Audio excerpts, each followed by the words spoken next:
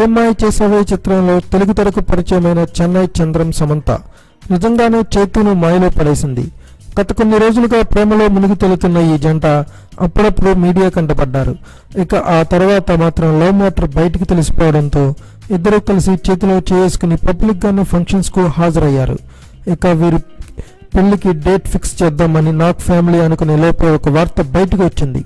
అదేంటంటే సమంత నాగచైతన్య పెళ్లికి Samantha family members ఒప్పుకోవడం లేదనేది అందులోని సారాంశం. దీంతో వీళ్ళ పెళ్లి ఆగిపోతుందనుకున్నారంతా.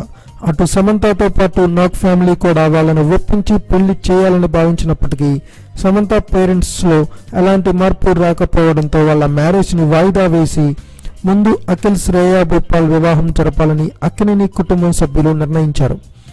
ఇంకేముంది, వెంటనే పెట్టే బేడా సర్దుకుని హైదరాబాద్ వచ్చేసిన సమంత ఇక నుంచి చైతు అపార్ట్మెంట్లోనే ఉండడానికి నిర్ణయించుకుందట. తల్లిదండ్రుల మీద అలిగి ఇలా వచ్చేసినందుకైనా వాళ్ళు పెళ్లికి ఒప్పుకోకపోతారా అనేది వీరి ప్లాన్. మరి అఖిల్ పెళ్లి జరిగే లోపైనా వాళ్ళ మనసు మారుతుందేమో చూడాలి.